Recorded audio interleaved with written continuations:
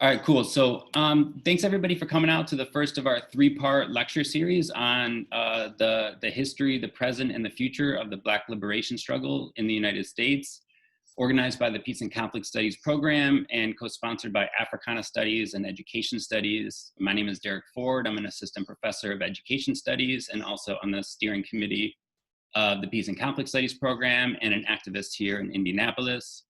The primary impetus behind this series is to provide an opportunity for workers and students at DePauw to hear firsthand from organizers and organizations involved in the day-to-day struggle in the movement for Black lives and to help amplify their perspectives, their struggles, and their demands.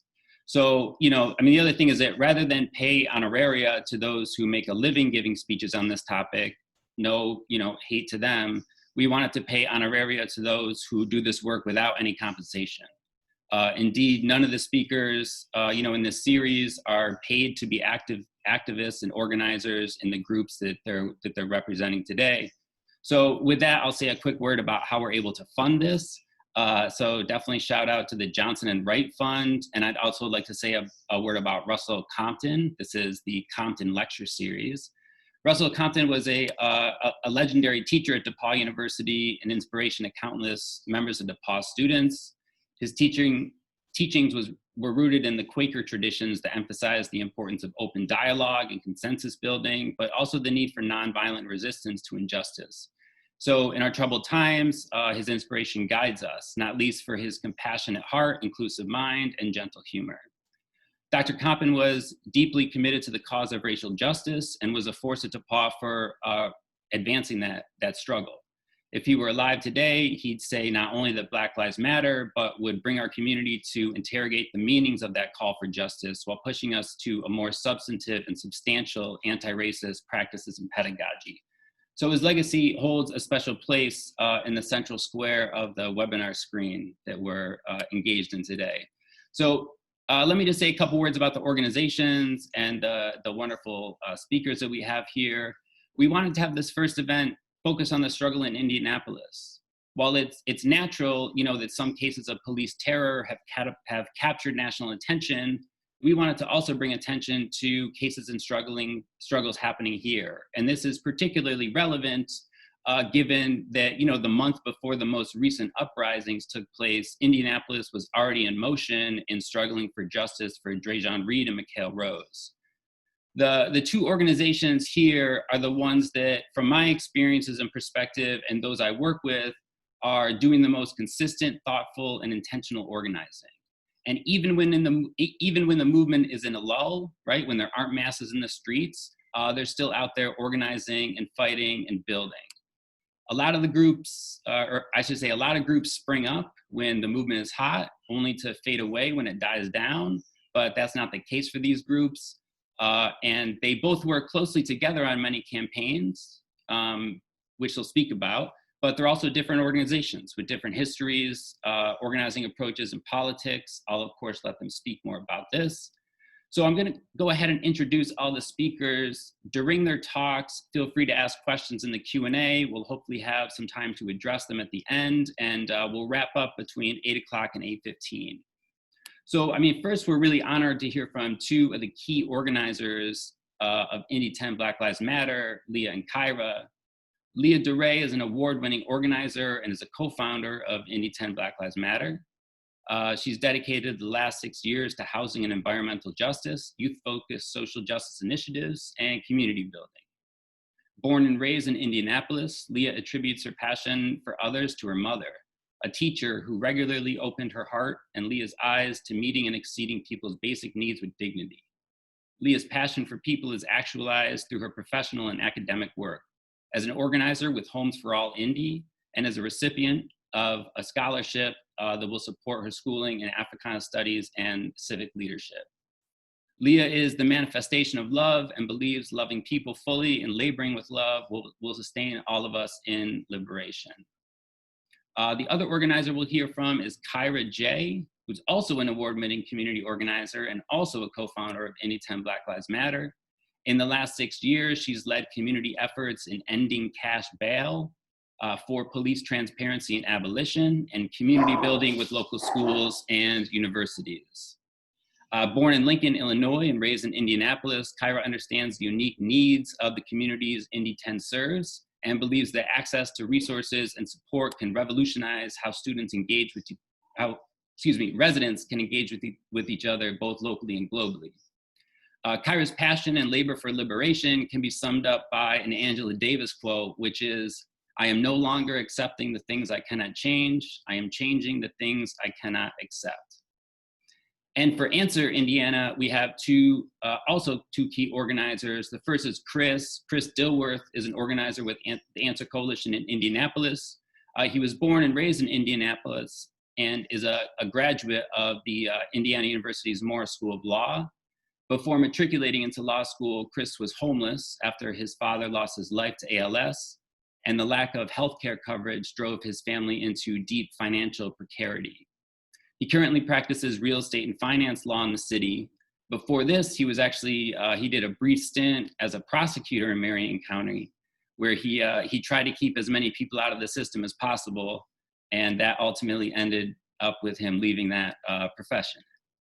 Chris is also a veteran of the US Air Force, and as you'll hear tonight, he's effectively, quote unquote, switched sides, so to speak, and is now an active member in the anti-war movement. So all of these experiences led to an increasingly profound anger at racism, capitalism, and imperialism, and drove him to figure out the most effective ways to fight these systems. And then finally, we'll hear from Timi. Timi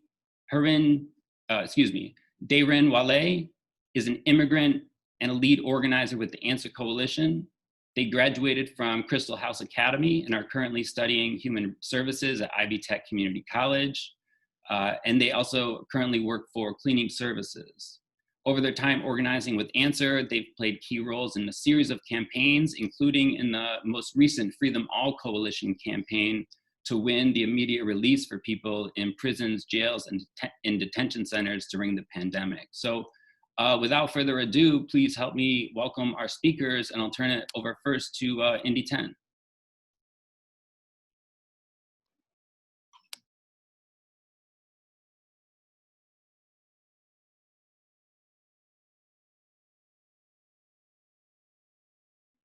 You gotta unmute. Oh, sorry. Okay. Hello. Let's do that again. How y'all doing? I'm Leah. I'm Kyra. And we're with Indy 10. Thanks for having us. We would like to start first with like a land recognition. We would like to acknowledge that the land that we're on belonged to the Miami tribe before white colonizers came and removed them from this land. So we would like to first lift up our indigenous brothers and sisters. And then we're not really long-winded people. We like to keep concise. And so we plan to touch on a few topics. The origin of Indy 10. We want to talk about what it means to be young Black organizers in the city of Indianapolis, and what it looks like to rear and mentor other people who are also eager and willing to be organizers for justice and liberation. We're going to touch a bit on who has mentored us and who we look up to. We'll also talk about some of the ways that maybe people not get organizing wrong, but still organize within the framework and the mindset of white supremacy and capitalism. And then we're going to get into and close out with the current campaigns or issues that we're working on right now, and with our demands. And so first, we'd like to thank those who have laid down the groundwork, who have come before us, from James Baldwin to Angela Davis and Sada Shakur and Fannie Lou Hamer, and all the other names that, we never know. Ancestor Tubman, Harriet Tubman, we're very thankful. We understand that this work isn't done overnight, and it's been centuries upon building of work and labor, and a lot of it will go unrecognized. And so we're very grateful and thankful to the ancestors and to the family members on whose shoulders we stand. And then we just want to get into like how ND10 started. We've dedicated a large chunk of our lives, our adulthood, to organizing for Black liberation. We started 6 years ago in our early 20s, and started a week after Michael Brown was murdered by Ferguson police. Darren Wilson, who worked for the Ferguson Police Department, 10 strangers who were both Black and white, all sexualities, all genders, all religions, who have met at a a vigil for Michael Brown in Indianapolis. We decided to hop in 2 cars and on a random Saturday decided to take water, first aid kits, and food to the citizens in Ferguson who were participating in the uprising. None of us had any organizing experience. Not many of us, had attended a protest before, but we all felt called to do something, and particularly the young Black folks who were involved. We've been raised and been taught in a white supremacist school system that has taught us that, like, after the civil rights movement, that, like, racism kind of just died. And over our years in school, we never heard about people who were still fighting for liberation in the 90s, in the early 2000s. It's like after the 60s, we didn't talk about any other activists or organizers. And so random brave people decided across the world that we were going to continue to fight for justice and liberation, because we all understood that the things that we have been taught over the years was not true, and that police brutality is just one brick in the many layered structure that is white supremacy. And so after going down to Ferguson, the 10 strangers, we came back here and we decided to start an organization that we called ND10 Black Lives Matter. When we were young, we were eager, and we didn't know exactly where to start, but we knew that we had to come back here and highlight the injustices that were being done in our city.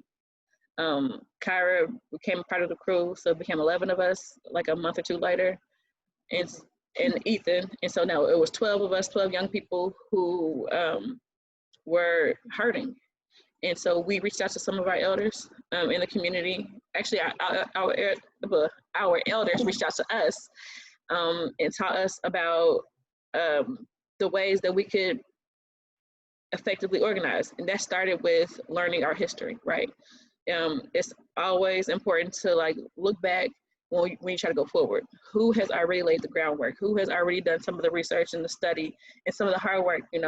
Who has already done some of the trials and tribulations, so that we don't have to go through it, And so we learned and dug deeper into laws, bills, protests, essays, all type of writings and speeches that came before us and that focused on Black liberation. And we were surprised to learn that, like, a lot of the work was done by Black women or Black folks who did not have a formal education.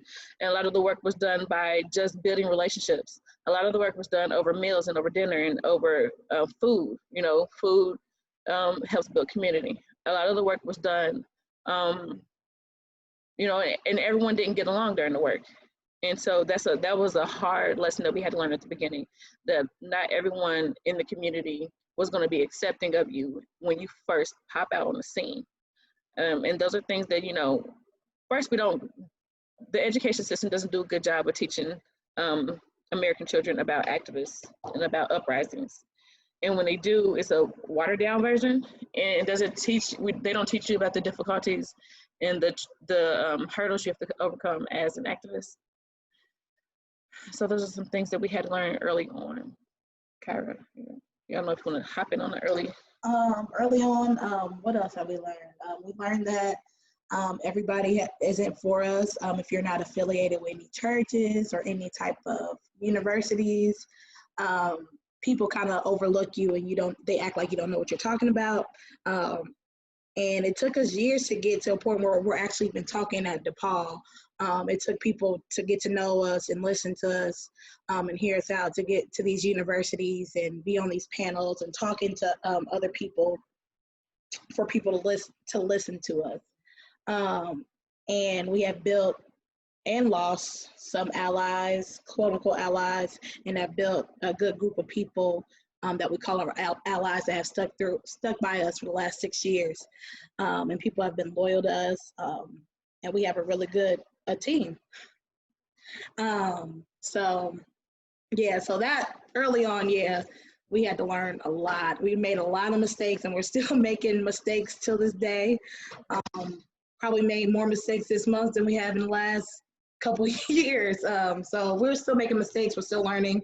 Also teaching these new emerging leaders that we have that want to get involved, that are our age, and trying to teach them what we know, and help them grow in this movement and to stay in this movement. Even if they don't want to stay in this movement, we want to teach them something that they can remember for the rest of their lives.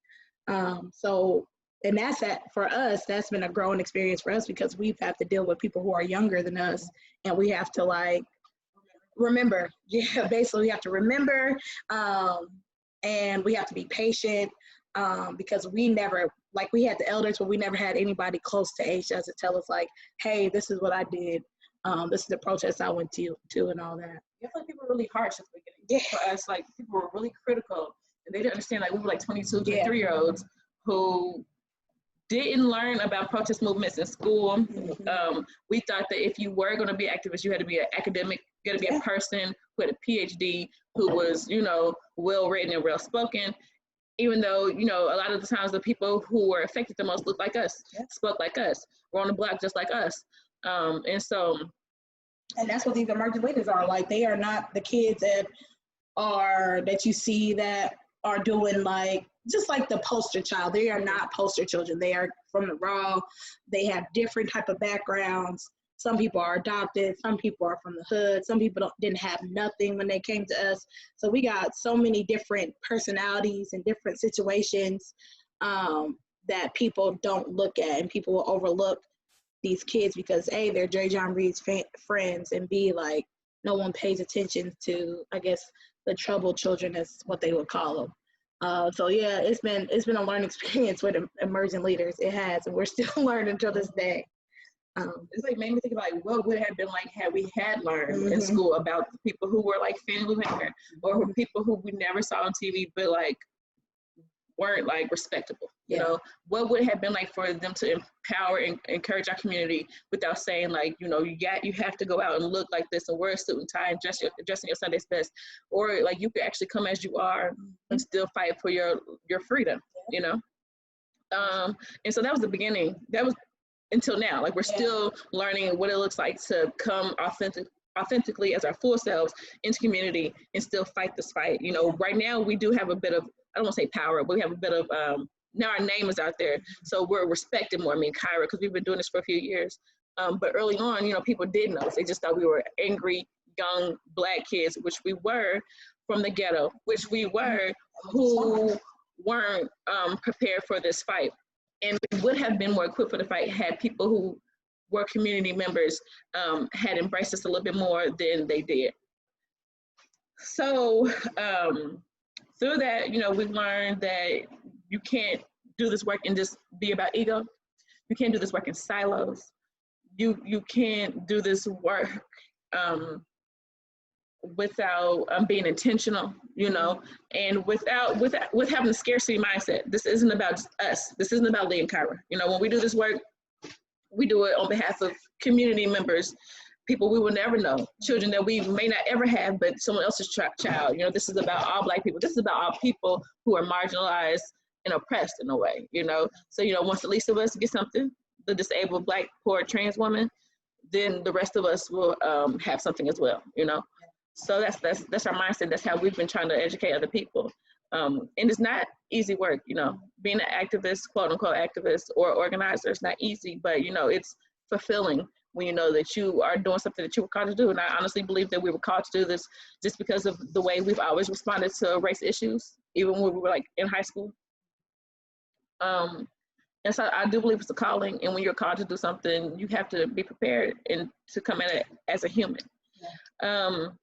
Since then, we've worked with the families of Mac Long and Aaron Bailey and Christopher Goodlow, J. John Reed, Mikkel Rose, Eleanor Northington, Andre Green.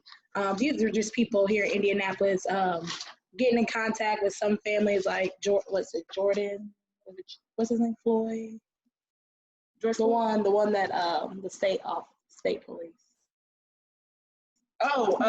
Brandon Floyd. Brandon Ford, like, just trying to connect these families, trying to be a support system for them, even if we're not out there protesting. Like Christopher Goodlow's mom calls Leah all the time, invites us out to dinner, or just wants to talk. Mac Long's widow talks to us all the time and just wants to, and always, it's just like a family. We have became family to these people. And it doesn't stop after there's no indictment. We keep going after it. Even if you don't see us out here protesting every day, there's still so much behind the scene work that people don't understand when it comes to these families and their needs. And that's our bosses, the families. Whatever they tell us we need to do, we do it. We don't move. We don't do nothing without the family. And I will tell anybody that don't do anything without the family, especially the head of the, if it's the mother, the father, the wife, whoever, do not do nothing without the family. And we've always abided by the family. Anytime we're doing something, hey, can we put your name? Are you okay with a Black Lives Matter mural? Even with the mural, we ask the families, like, are you okay with this? Like, because this hashtag started with people and their family that have been killed. So that's what we do, like, just be a support system. They need funds, if they need emotional support, therapy, that's what we do. And we take care of them and they take care of us. It's about, like Kyra said, the families and community. So we always try to do is center the victim of police brutality or state violence and center their families. We don't make this about us. Although we do this work, and this work is not easy. If we do focus on us, we talk about where we've messed up and how far we've grown, so that other people know that we are special. You can do this too. But beyond that, you just have to be Black in your family, or you can experience state violence, or you have experienced state violence. And so what do you do? Like, a lot of people aren't prepared for that. So that's our role. That's where we come in. A mother shouldn't have to be out there protesting every day for her child. She just might not be able to get out of bed. So that's what we're here to do. And we don't only protest. Like Kyra said, there's a lot of behind the scenes work that we do that's exhausting, that goes unpaid, and that oftentimes goes unrecognized, So right now, one of the campaigns that is major is defund the police. Right now, as we speak, there's a city county council meeting happening here in Indianapolis, where the police chief is proposing a budget for the city of Indianapolis for IMPD. As you know, they get the most funding out of any public service in the city. They get more than the fire department, more than social work, And what would it look like if our city decided to realize that, listen, we've been paying the police department well over than what they deserve. What would it look like to take some of that funding and put it in the hands of community? What would it look like to put it in the hands of mental health services so that someone won't have to die at the hands of police, like Eleanor Northington or Christopher Goodlow? We're both schizophrenic people who should have been met with care. Instead, they were met with violence, they were met with urgency, and they weren't met with patience and tenderness the way that someone who was not in control of their mental state should be met with. What would it look like if Andre Green had services that were directed towards youth, that was directed towards making sure the youth had money in their pocket? Because that's important. We had jobs as teenagers and it provided for our families. What would it look like if Andre Green had something to do other than be in a situation that he was in when he was killed by police and he was 15? What would it look like to place the money in the hands of community and community members instead of funding an institution that was built to harm and hunt down Black people? So right now we're focusing on defunding IMPD and funding the people. We're also looking at what does it look like to build a mental health task force. And this came out of a conversation that we had with former IMPD police chief Roach. After Eleanor Northington was killed, he invited us in for a meeting to try to explain away what happened as if it was going to change how we felt. And during that meeting, he admitted that IMPD and the officers don't want to respond to calls to people who cannot comply, people who are not mentally able to comply, people who are have a mental illness or are gone off a drug or some type of delay, they would prefer not to be called to those calls, but they are called, right? And they aren't properly trained, and they don't have the place to properly put these people once they are apprehended. So he said they don't want to do it, so something else needs to be done. And so through that meeting, we came up with the idea for a mental health task force. And this is not something that's new. This is something that is happening in other states where community members and mental health professionals are called, after someone calls 911 about someone who was mentally ill, they go and they respond and they get that person to a place that's going to treat them and that's going to bring them to safety. And police are not capable of doing that. They have the mindset of, you are the enemy, you are someone who presents harm, so we must take you down. You know, they are here to protect capital and money and finances. They are not here to protect human beings, right, and buildings. So right now we would like to we are working on the mental health task force, but you know, we can always use volunteers, people who are willing to do research, people who are willing to, who are medical and mental health professionals who are willing to join in. We also are still pushing demands for Dre'Jon Reed and Mikhail Rose, you know, two young Black men in their early 20s, well, Mikhail was 19, who was killed within 8 hours of each other, you know, and who should have been met with tactics that were meant to de-escalate and should not have been gunned down. Unfortunately, they both were. And so right now, for Dre'Jon's case, we still need a federal investigation, you know, and we still need for the officers to be brought to justice. Well, you know, the justice that the family is asking for. And then for Mikhail Rose, the family still doesn't have any transparency. They don't have any answers. So like Kyra always says, imagine having your child gunned down by someone who you pay, because we pay the police, and you don't have any answers. And there's no answers in the case of Mikhail Rose, not enough. So those are two things that we're still pushing, we're still fighting for, we're still organizing for. It's exhausting. Basically. It is very exhausting. And I just want to note that defund the police does not mean get rid of the police, even though we know that the police do not stop crime. And eventually we do want to get rid of the police, but unfortunately that we won't see that happen anytime soon until we can reallocate those funds into our community so people's needs can be met, and their above their needs can be met, and people can have services and access to just basic needs like food and water and jobs and mental health and health insurance, like just things that just seems to be so simple, but the people cannot get access to it because, of course, like Leah said, it's all about money, profit.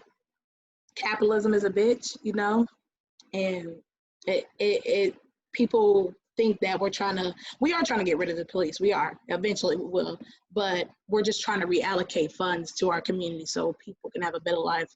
So this crime that they see happening could stop. Like people, when it comes to like all these people getting evicted, that's going to start more crime, and people are going to commit more crime, and people are going to be out here trying to survive.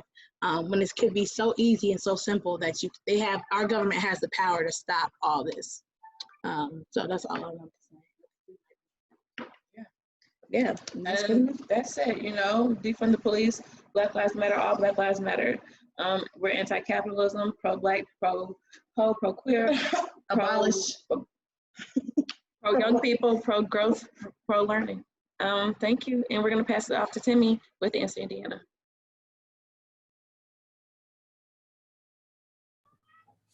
Hi everyone, I'm Timmy with the Answer Coalition. Thank you all for joining us today on this webinar. I'm going to be talking about the Indiana branch of Answer as a whole. The Indiana chapter of the Act Now to Stop War and End Racism Coalition, Answer. It's been around since 2017. We're a coalition formed by independent working class folks who are very much dedicated to progressive political education and mass mobilization in order to put working and oppressed people in the driver's seat of history. At Answer, we're very dedicated to all kinds of struggle, both home and abroad. We see and understand the connections between capitalism, imperialism, and the violence that is inflicted domestically on Black, brown, and all working class folks in the United States. We recognize that all of the struggles are interconnected, and it's impossible to simply get rid of one without getting rid of all of them, and getting rid of the systems that enable them as well. Uh, this is why we at Answer are constantly involved in anti-war and anti-racist struggles. Our first campaign in Indiana was to defeat an anti-homeless ordinance at the county council. The ordinance would have made it illegal to sit or lie on sidewalks between 6 a.m. and midnight. We mobilized people to show up at the city council hearings.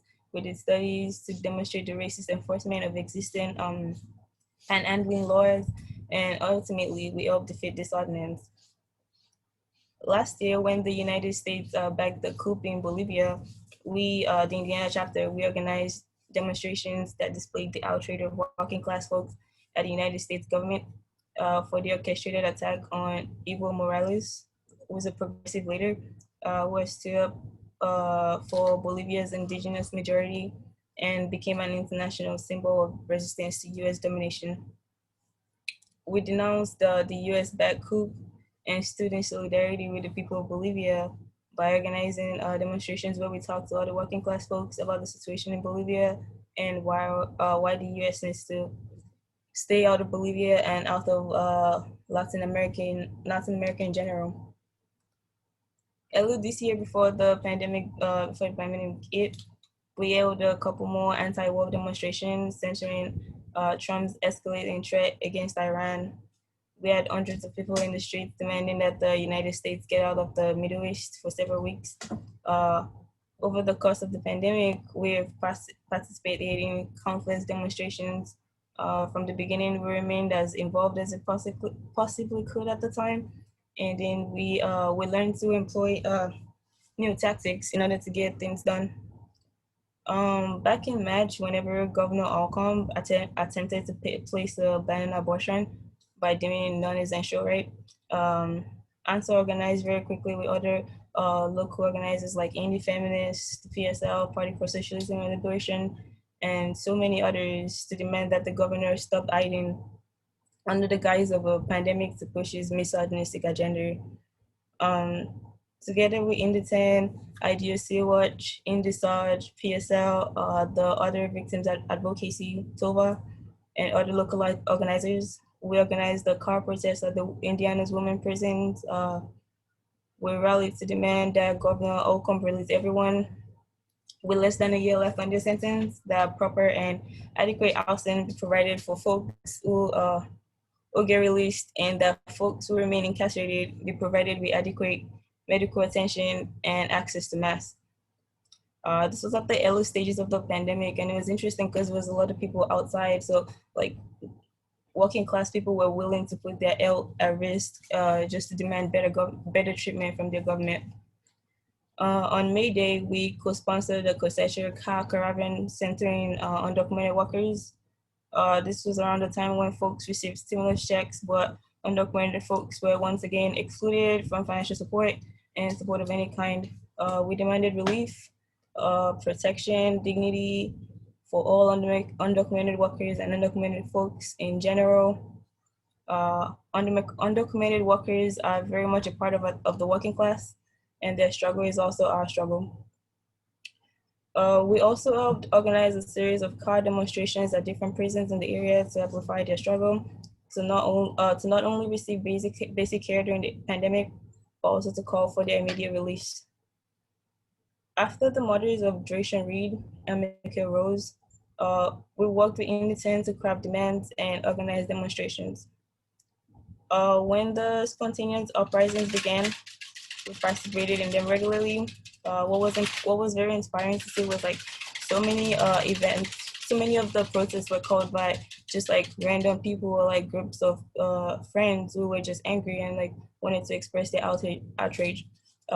Ultimately, the mass movements are spontaneous and they can't be brought into being by any one organization. It's important that organizations exist to help give shape and direction to them, and also to continue the struggle after the movement slow down.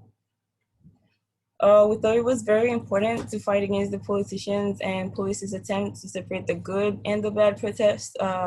After the uprisings, they tried to say there was good protests that took place during the day that were in the confines of the law, and then there were the bad protests that took place at night that were outside of the confines of the law. But we countered this by saying there were two protests, but one was the righteous protest of the people, and other was the reactionary protest of the police and the ultra right-wing groupings.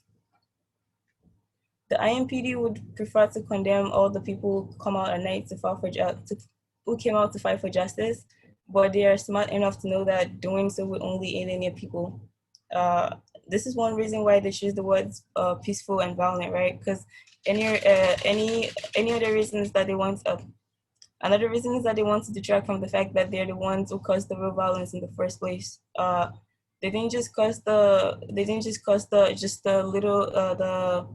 violence at the protests whenever they were antagonizing protesters. They've been causing violence ever since the time they were created. They've been causing violence since for as long as they've been around. They wanted to weaken the movement by dividing it against itself and discouraging people from participating. They said we want justice too, and we'll give it to you if you work within the system. But when has the system ever given the people justice? The killers of Aaron Bailey, Jason Reed, Mika Rose, Ashton Lisby, and so many others are still walking around freely. In fact, all of them are still working as police officers. Working within the system isn't peaceful, and it can't result in peace. The systems themselves are very violent. The system that steals, loots, destroys, and kills. How else was the state of Indianapolis formed besides the theft of land? Like Leah mentioned, the theft of land from the indigenous people that the land belongs to, the people, the resources, and the genocide of the folks that lived here before us. During the uprisings, the people broke windows, and the cops came and then they broke people instead.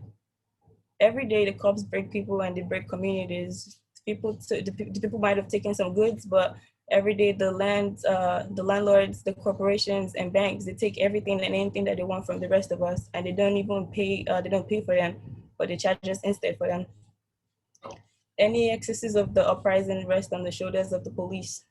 Any mistakes people at the protest made were normal learning experiences, which are part of any successful movement's developmental process. The movement is learning how to struggle. The movement is learning how to move as one, and who our real enemies are. We're starting from scratch, and we have decades of collective experience and wisdom embodied in leaders, organizations, and not to mention the masses of people seeking justice. We see movements and rebellions as learning movements where people learn through their own experiences and through the power that they have, where they see for themselves the nature of the police, who do nothing to protect the people and everything to protect the property of the banks and the landlords and the city centers. Ultimately, what we want to do is work with other leaders and organizations to train new leaders and help develop new organizations that can continue building a mass movement in Indianapolis that's connected with other movements across the state, the country, and the entire world. One of the things we talk about a lot is revolutionary optimism. That's the belief that we can actually win, because if we don't think we can win, why would we be fighting in the first place?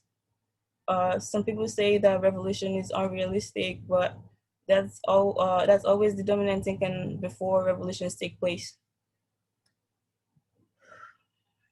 Afterwards, we look back and say that the revolution was inevitable. We say that the idea that we can win a new system through a long series of reforms is actually unrealistic, and we have decades and centuries of experiences to show us this. At the same time, we fight for every reform possible because revolution is the process, and by winning reforms, we show people that the power we have, the power we can have in society, they also show us the limits of reforms. A few years ago, the struggle for body cameras was dominant in the movement. We supported it, even though we knew that it couldn't change the nature of policing. But we can't just tell people that. We have to be there fighting alongside them and let them see for themselves and continue to be there when this reform fails and are overturned. With the police, we are interested in particular kinds of reforms. We are fighting for reforms to disarm and disband IMPD. We call for the defunding. We call for the defunding of IMPD, not because we think it will completely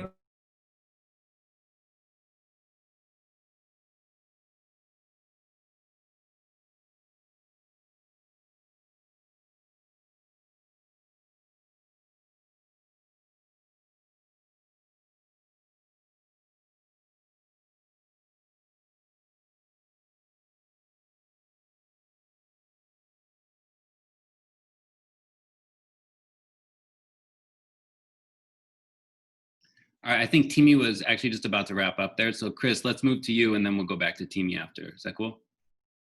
Yep. Well, first, thank you to Derek. Thank you to DePaul for hosting this and hearing from actual voices that are on the ground, that are typically ignored in favor of, celebrity voices who are politically immature and don't have the on-ground experience. And thank you to Timi and Leah and Kyra for the wonderful words that you spoke.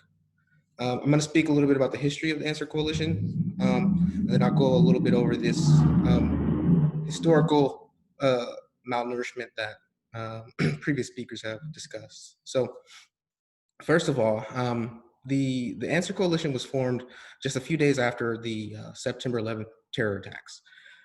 This was a paradigm shift or a watershed moment in politics, right? Prior to 9/11, and many of you are probably too young to remember, but George W. Bush was the president at that time, and he had a very low approval rating, somewhere around 10-15%. Now, after the terrorist attacks, this rally around the flag mentality came about, and his approval rating shot up to around 90. This rise in approval rating coincided with a decrease in the support for social movements at the time. The Alter Globalization movement that included the famous Battle of Seattle in 1999, that was quickly subdued. Many peace and anti-war groups called off demonstrations because if you had a demonstration, you were demonized. You're called un-American. Now, we knew that these terrorist attacks would bring a new phase of imperialist aggression, and with it, new and intensified campaigns of racism to justify war. And so we felt it was crucial to form an organization right away to fight this, and that's why we named the group ANSWER, Act Now to Stop War and End Racism. So we had our first demonstration a few weeks later. It was kind of small, but it grew over time. And just to be clear, this war in Iraq was really just a continuation of previous wars in Iraq starting from the late 1980s, and you can go back to the Shah of Iran, Mohammad Mossadegh, being overthrown in 1953, who was which had a secular government and a revolution in 1953, whereby they told the American corporations to get out of their country so that they could use the oil profits to benefit their people. They didn't. The American corporations didn't like that, so they overthrew him. But it was interesting when the Iraq War broke out, because it showed the limit of debate in this country, right? There was a partisan split over, in the halls of power over, how they would justify going to war. The consensus was that, yes, we had to overthrow this country. We had to overthrow them. That was bipartisan. But how are we going to do it? There was no, war is immoral. Killing innocent people is bad, and we shouldn't do that. So there was a huge outpouring and opposition to the war.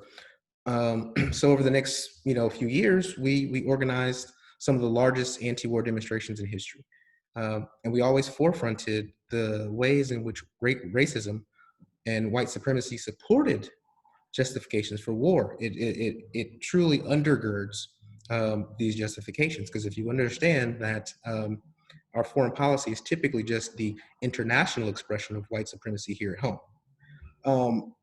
And so, I mean, if you just think about it, when was the last time the US invaded and overthrew a white country that had a white leader? To whip up these justifications for war, we see this pattern every time. You demonize the leader of a people, of their country, you demonize the people, you say they're brainwashed, and you hurl accusations of human rights abuses. And the only way to save those people is to deliver these freedom bombs that are going to kill and maim people, and drop depleted uranium so that nothing can grow and that there's birth defects that result for generations. Eduardo Galeano said, "Every time the US saves a country, it leaves it an asylum or a cemetery."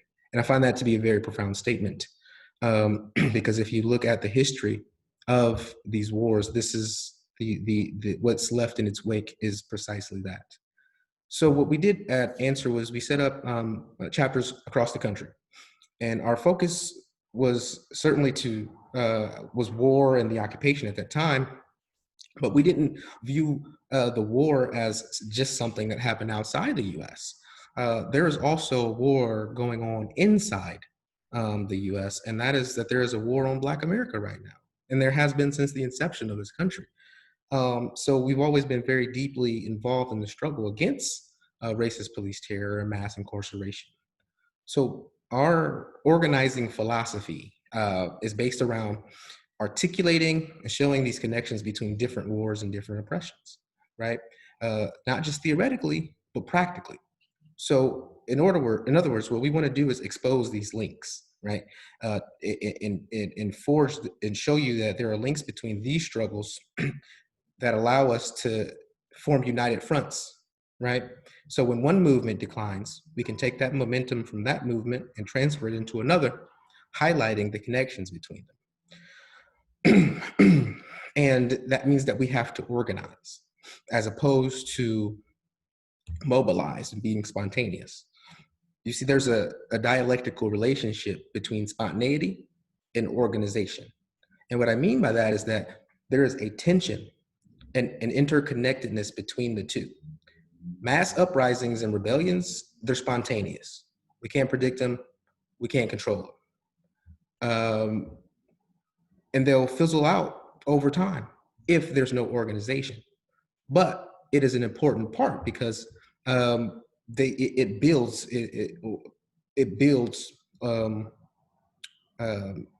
these spontaneous rebellions can build into organization. So, when an injustice happens, it's very easy to get people to mobilize. Someone loses their job unjustly, someone gets murdered unjustly. It's easy to get people to mobilize against that particular injustice. But in order to bring about the change that we want, to bring about the presence of justice and progress, we need sustained organization against the entire system. That is to say, we need to connect the single instances of injustice that bring us here to the system as a whole that enable these injustices to continue to happen. So I'll give another example that's relevant to today. So for example, the war against Libya that happened in 2011. Now, Libya was a sovereign, independent country led by a government that, certainly had a history of some oppression, and you could make critiques of them, but they also had massive support internally. But what's really interesting about it is that it took place under President Obama. So what you had was that the first Black president of the US launched a war against an African country, the most prosperous African nation on the continent. And I think that there's a lot, we could probably go on very long about that, about the implications of that. But I just want you to think about that. Now, Colonel Gaddafi had been demonized for a very long time, for decades in the US press, right? So it was difficult to build up an opposition to going to war in Libya. He was fear-mongered, right? This is what happens, and everything is about fear. Be afraid of this. Be afraid of the Black person. Be afraid of the immigrant. Be afraid of, going to hell. So you're feared into doing everything. Well, the media was always saying, well, Gaddafi's this, Gaddafi that. Gaddafi is under your bed. Gaddafi gonna get your mama. But if you just think about this critically, how does a country with a population of 6 million people and a ragtag army of 50,000 pose a threat to the most powerful country in the world? How can they possibly threaten America? Think about that. We have to ask why. So the Answer Coalition brought together as many forces as we could to not only have protests, but to raise consciousness. So we had this speaking tour called Eyewitness Libya. One other thing, racism really did play a very large part in the propaganda against Gaddafi, just to be sure. There was always about this hiring of African mercenaries to repress the opposition. And the opposition, by the way, was armed to the teeth from the beginning. They had ties to the previous colonial government. They were supported by the US and NATO, France and Italy, which were all former colonial powers. But the reason why darker skinned Africans from the south of the continent joined in support of the government was because Gaddafi was a Pan-Africanist, right? He did his best to support and offer help to migrants all over Africa. So it's funny because Libya was the most prosperous, rich, wealthiest African nation.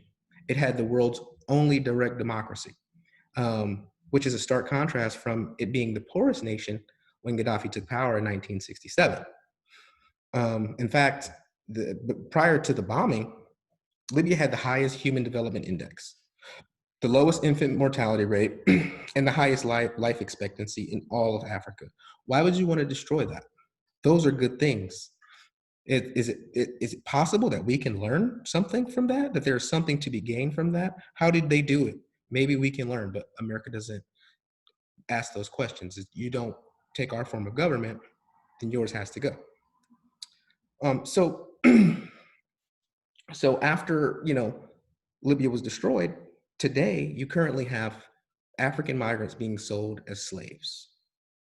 And there are warring factions jostling over control. So what did we bring Libya? Slavery.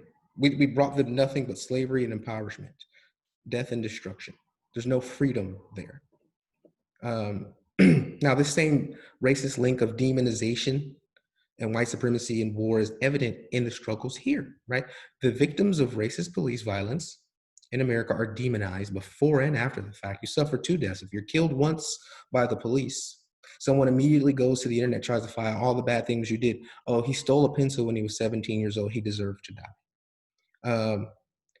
But the difference is that these wars take place here, and you see them every day, and you can see and feel their effects. So from our perspective, the police in the US have a similar role to the military abroad, right? The military occupies oppressed countries across the world, while the police occupy oppressed nations and neighborhoods in the US. And under the Geneva Convention, any occupied people have a right to resist the occupation by any means necessary. Now it was actually my favorite comedian of all time, George Carlin, who once said that Americans are very warlike people. This is a bit he had on HBO. Americans are very warlike people. We love war, and we're good at it because we have so much practice. We go to war all the time. And he says that, our main job now is to bomb brown people. If you got some brown people, you better tell them to watch out. And one of the the last question he asked in it, which I referred to earlier, is when's the last time we bombed white people, right? And he goes even further, and he talks about how he was against the war, even against Libya, the war against Libya, the desire for war against Libya back then. He talks about all this, and it's funny because he was also demonized for speaking out against a lot of this while he was alive. He was joking, but he was also telling the truth, and there's a lot of truth to be unearthed there. So if you can make the link that Black and brown people are colonized and terrorized within the U.S. borders vis-a-vis white supremacy for everyone to see, and it continues on, then how do you think the Black and brown people outside of the U.S. borders, the Black and brown folks on the periphery, how do you think that they fare? How do you think that they fare when they're occupied and it's not shown on the media? Do you think, the point is, white supremacy doesn't end at the US's borders. White supremacy doesn't just get to the border and say, well, maybe I'll stay here. I don't want to go overseas. I don't feel like it today. It doesn't just exist. It doesn't stop here. It's global. It's worldwide. And this is why we don't participate in demonization of victims of war, their leaders or their countries. Now, we may have critiques, but when there's war going on and people are dying, what is a critique doing other than justifying the racist logic that justified war in the first place? Now, if we think about this domestically, whenever someone is murdered, a Black person, or really anyone, but especially Black people, there's always this argument over he had a knife or he had a gun, right?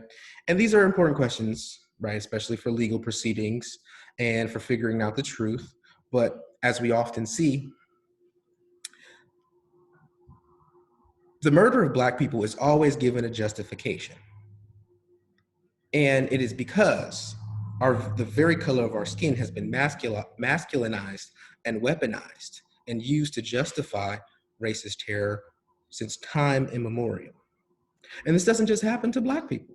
There was the recent case, well, not recent, but the cops just got off recently. A white guy who was in a hallway on his knees, the cops were telling him to, giving him directions and commands, and he tried to follow them. I think he didn't do one command and they just killed him and they got off. They're always justified. No matter what happens, they are justified. So, we say that, the people in Iraq have the right to resist foreign occupiers, and the people in Black neighborhoods have the right to resist foreign occupiers as well. Resistance is justified when people are occupied. James Baldwin wrote an essay called A Report from an Occupied Territory. I suggest that everybody read that if you can. It's very profound. But in it, he says, the law is meant to be my master. Meant to be my servant, sorry. The law is meant to be my servant and not my master, still less my torturer and my murderer. To respect the law in the context in which the American Negro finds himself is simply to surrender his self-respect. Now, this doesn't mean we encourage violence or anything like that. It just means that we fight to promote the idea that resistance is justified. If the cops are murdering and occupying your community, murdering Black people with impunity, is it wrong to fight back? If they've targeted your community and guns are drawn on your people, what is it wrong to engage in armed resistance? Or should they just allow their mothers and brothers and fathers and sisters to be killed without justice? Ask yourself that. Now, we need to change how we understand violence, right? Everyone's against violence. So that's a very easy bar, right? It's very easy. I would love for there to be no violence. This is precisely what I seek.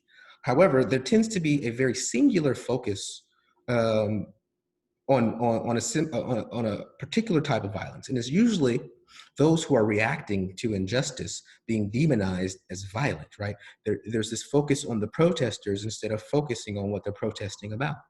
Because if you focus on what they're talking about, then you might have to do something about that, right? But let me ask you this: Is it not violent that children go to sleep hungry every night? Is it not violence that 60,000 people in this country die every year because healthcare is so expensive and they can't afford it? Is it not violent that there are almost 200,000 deaths from COVID-19? Is it not violent that a single mother working at Walmart pays a higher percentage in taxes than Walmart actually does?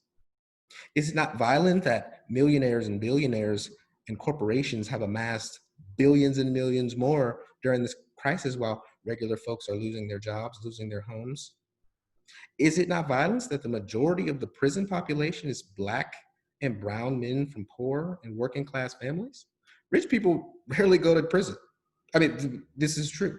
I mean, there was the case of the kid who literally got off because he had affluenza, killed 4 people, manslaughter, had affluenza. He was too rich to understand the consequences of his actions. Now, if that isn't absurd, I don't know what is. If that isn't violence, I don't know what is. We have to learn to ask why. Why is our collective understanding of violence so narrow and myopic? Why are things this way? Why have they been this way for so long? Who benefits from them being this way? And when we ask why, we have to engage in a radical analysis to understand and make the proper connections. So if we can concede the fact that we live in a racist social system and racism is violence, then the violence has always been here. And it goes on unchallenged and unabated. So when there's a fuss made about Black people defending themselves against a racist system that has the monopoly on violence, well, it's just a stance against self-defense and the right to assert your humanity. This is why we need to engage in a radical analysis. Now, much is made of this term in the media, radical, right? But let's just analyze this term briefly. The term radical as a qualifying politics has been too often misunderstood to mean horrible and violent extremism or an extremist menace or extremist who menaces everything good and decent in human life, right? And it's a dangerous ism or a creature who ought to be put out of the way by any and every force possible. As used here, the term radical simply means its original signification, i.e. of or pertaining to the root, as derived from the Latin radix meaning root. Hence, radical refers to a program or an advocate of a program which proposes basic change in the economic, social, and political order by addressing root causes. Now, currently, the way we address issues in the US is teleologically. That is to say, we address issues from their effects rather than their causes. For example, there is a crime. The crime happened, we need to solve the crime. And that's how we address the crime, okay? Now, you cannot solve crime without addressing the underlying reason why that crime happened. So if somebody stole some food, then you have to address poverty. You cannot address crime without addressing poverty. Now, you have to address the reasons why that crime happened so that that crime will not happen again. But because we don't address the root causes, crime continues. Now, with this understanding, radical, say in relation to chattel slavery, right, was someone who advocated not merely partial measures to limit slaveholders' punishments of slaves that, well, you can only whip them 5 times instead of 10, or require an increase of food and clothing for their slaves, but it was somebody who demanded a total abolition of the system of slavery. So ask yourself, would anyone today be against abolishing slavery because it's too radical an idea? To be clear, there was a faction of people who were reformers. They wanted to reform slavery and just make it a little bit nicer. They believed you could do that. Ask yourself, why? Now, all I can do is tell you what these things are. This is the evidence. Black people are murdered by police. This is reality. It is this very reality that must be constantly obfuscated and misrepresented in the media by, as my comrade Timi said, by positioning good protesters versus bad ones, peaceful protesters versus violent ones, Black protesters versus white ones, because this is what has been done historically to divide white working class and Black working class people. right? They want to undermine this movement because they know that if you come together as a powerful force, there's nothing that will be able to stop us from changing the world how we want it to be changed. And to be clear, there's been a there's been a lot of great allyship from our white brothers and sisters at the protest, and I pray for those who have lost their lives, and those people are heroes. I say all that to say this: reality is radical. When we say millions of Americans do not or cannot access healthcare because it is too expensive, and 60,000 people die every year because of that, this is not some left-wing radical Marxist ideology. This is reality. This is a fact. Reality is radical. Reality is extreme. It's extreme that Black people are murdered by police officers. Injustice is never delivered. It's not some left-wing radical idea that the majority of Americans are drowning in debt without sufficient job prospects. And we have to learn to ask why. Why is it seen as radical to want to end racism? Why is it seen as radical, bad, or wrong to want people to live full lives without hunger or want? Why is it radical to want people to get an education without a lifetime of debt? I think it's extreme that people die from the inability to afford insulin and they rationed insulin. I think it's extreme that that insulin was cost $1 to make, but people are charged $1,600. And it has somehow been flipped that it's extreme to oppose these things. It's seen as radical to want to be treated as a human being and not like a dog. So I'll wrap up here briefly. It is those who oppose, those who oppose us, those whose power and interest would be affected by attenuating these maladies, right?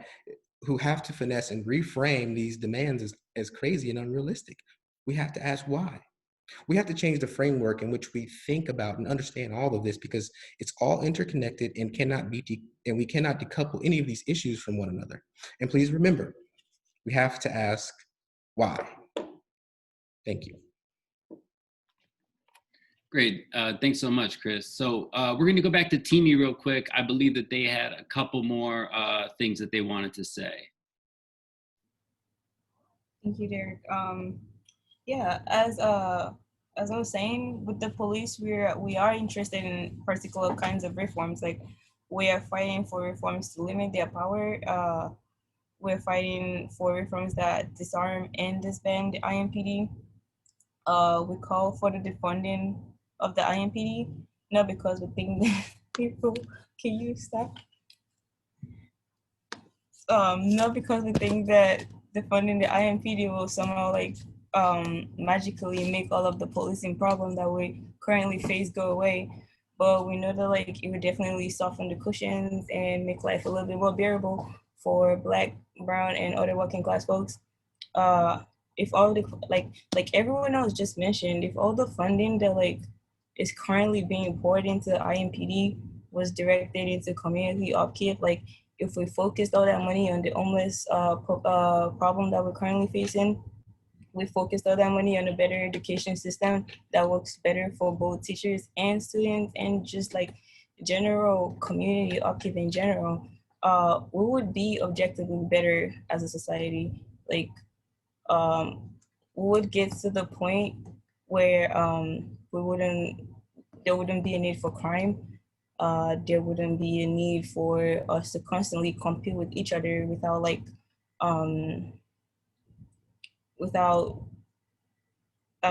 constantly competing with each other just to survive is the word I'm looking for. All right. Thank you all so much for listening. Find out more about us at answerindiana.org. Follow our social media pages. It's all Answer Indiana. And yeah, thank you.